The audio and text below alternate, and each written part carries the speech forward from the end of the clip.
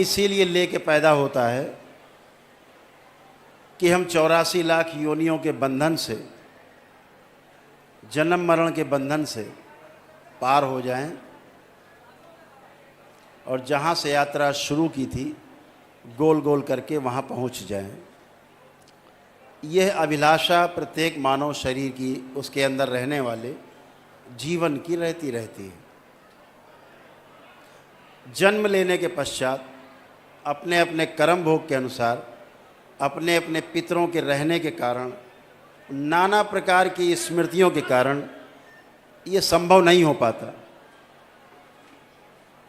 और जब ये संभव नहीं होता तो मानव जीवन पूरा का पूरा बेकार चला जाता है, कुछ बचता नहीं। तो जैसे जन्म लिया था, फिर मृत्यु, और फिर जन्म और मृत्यु, किस योनि में जन्म होगा पता नहीं, लाखों वर्षों का फेर है। मोक्ष के लिए हर व्यक्ति इस मनुष्य शरीर का प्रथम चरण में इस्तेमाल करना चाहता है। मोक्ष के लिए प्रथम चरण है कि 84 लाख योनियों के जन्म मरण के बंधन से पहले मुक्ति पाई जाए। ये मोक्ष का पहला चरण है। मोक्ष का दूसरा चरण है तमाम रहस्यों से भरा हुआ, चमत्कारों से भरा हुआ,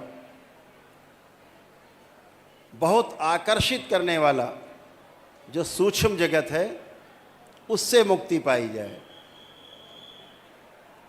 और तीसरा जगत है, तीसरा चरण है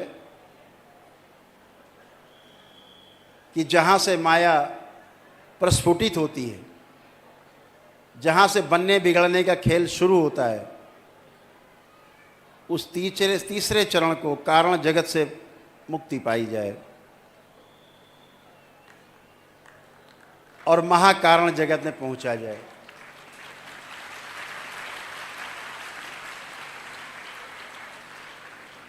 ये हजारों वर्ष, किसी किसी को लाखों वर्ष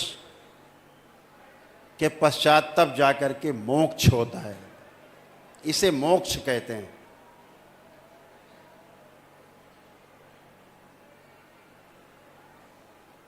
इस मोक्ष की पहली सीढ़ी ये मनुष्य शरीर है।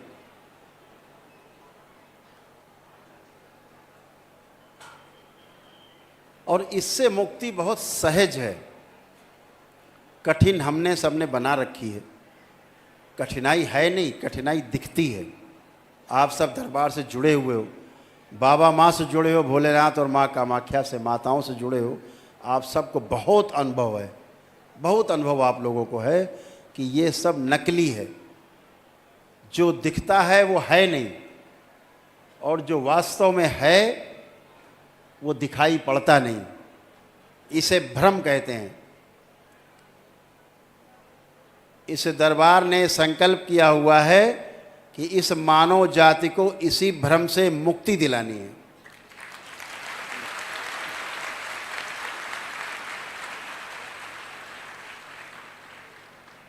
मनुष्य की जो प्रथम चरण की जो मुक्ति है 84 लाख योनियों के जन्म मरण के बंधन से, ये भ्रम उसका सबसे बड़ा कारण है। दूसरे चरण में जागृति जो है, उसकी जागृति क्रम, वो उसका कारण है। और तीसरा जगत है, वहाँ माने रहता है जीवन की हम जागृत हैं, ये उसके ना मुक्त हो पाने का तीसरा कारण है। अगर कुछ पाना है तो याचक बन के जाना होगा। बहुत भाग्यशाली हैं आप सभी, बहुत सौभाग्यशाली हैं कि आपको इसी जन्म में बाबा और माँ मिले, माँ मिली आपको।